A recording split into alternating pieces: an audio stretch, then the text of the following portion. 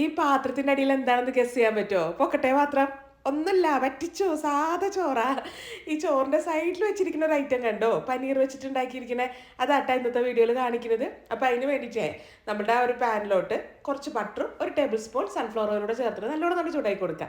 അതിൻ്റെ അകത്തേക്ക് നമ്മുടെ പനീറൊക്കെ ചേർത്തിട്ടേ ഒരു മീഡിയം ഫ്ലെയിമിൽ വെച്ചിട്ട് ആ ഒരു കളറൊക്കെ മാറി വന്നവരെ അങ്ങോട്ട് മിക്സ് ചെയ്ത് കൊടുക്കുന്നിട്ടാ.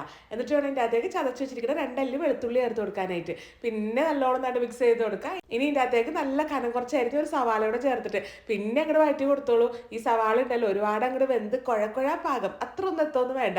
അതിന് മുന്നായിട്ട് തന്നെ ഉണ്ടല്ലോ ഇതിന് ആവശ്യമുള്ള ഉപ്പും മഞ്ഞളുടെ പൊടിയും ചതച്ച മുളകോടെ ചേർത്തിട്ട് പിന്നെ നല്ലോണം അങ്ങോട്ട് മിക്സ് ചെയ്ത് ഒരു 2 കോഴിമുട്ടയോട് ചേർത്ത് കൊടുക്കണം കേട്ടോ. പിന്നെ ഒരു 2-3 പച്ചമുളകോട് ചേർത്തോളൂ.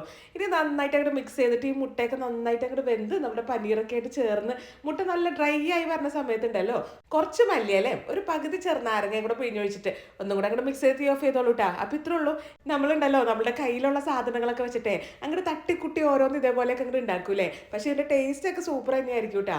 പിന്നെ എന്താ പ്രശ്നം എന്നറിയോ, ഇതിന് പേര് ഊര് നാട് അഡ്രസ്സ് ആ വക സാധനങ്ങളൊന്നും ഉണ്ടാവില്ല.